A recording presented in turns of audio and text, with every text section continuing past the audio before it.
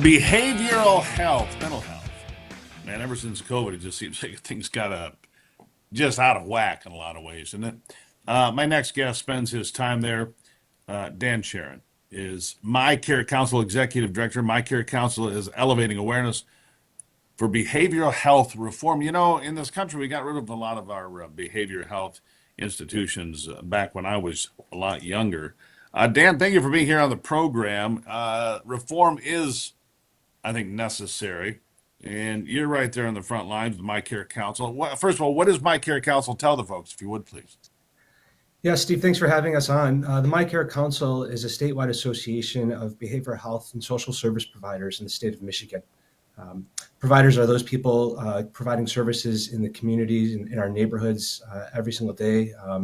And so we created an association to raise awareness and to help bring more services and open up access to people in the state of Michigan.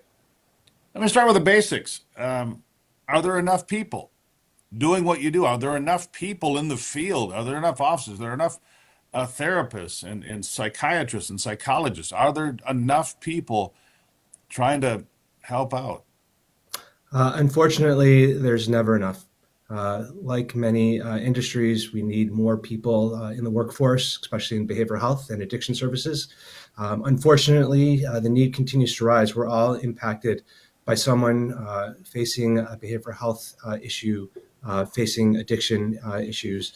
And there's not enough people in our rural communities, in our urban communities, and throughout the state, and actually across the country.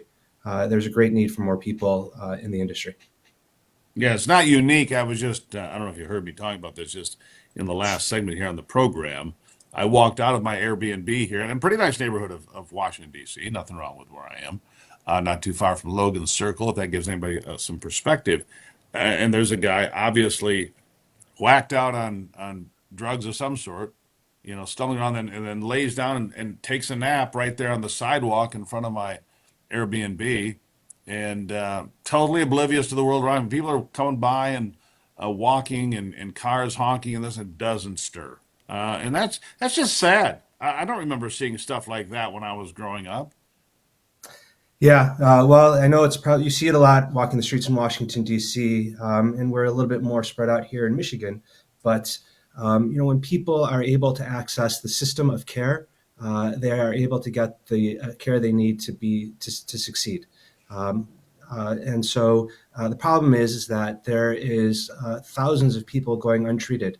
In fact, 40% of Michiganders who know they have a problem aren't getting the treatment they need, in large part because they don't have the staff to handle the influx of care, but also because people aren't getting into the system. They're not able to access it due to workforce issues, a lot of problems in getting access in terms of waiting in line to get the care they need, and due to a lot of the administrative burdens that our providers face here in Michigan.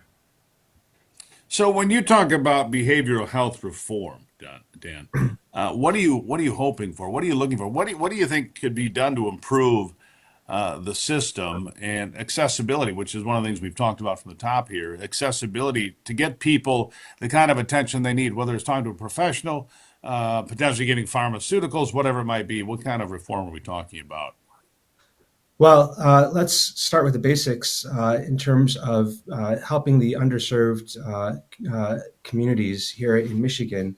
Is that behavioral health is complicated. It's one of the largest items of our state budget. We get a majority of funding from the federal government. That funding is given to the state, and the state then delivers it to 10 PIHPs, which are organizations that are charged with distributing the funding.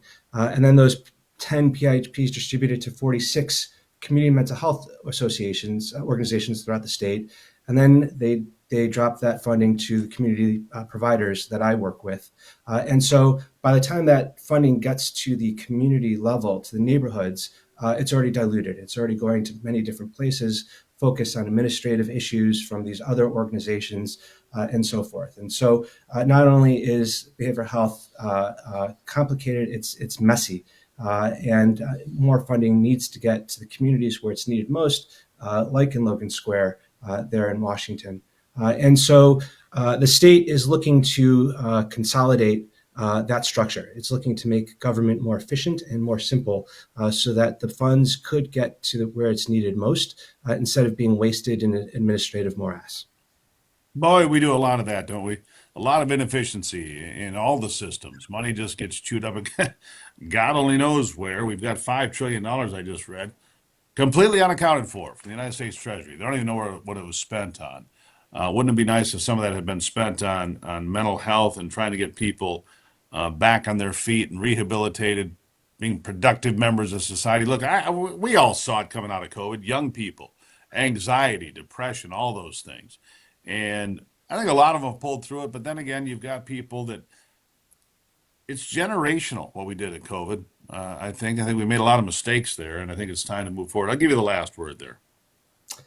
Well, as you know, it is generation. It's not generational. It's a problem that's been existing in our world for centuries, and now we're finally have an opportunity to change the system for the better here in Michigan, and for Michigan to be once again a leader on these policy issues facing our communities.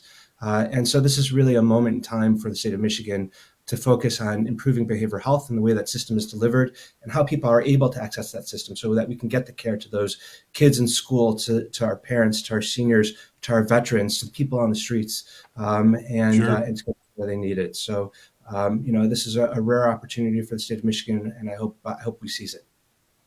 And I hope we do.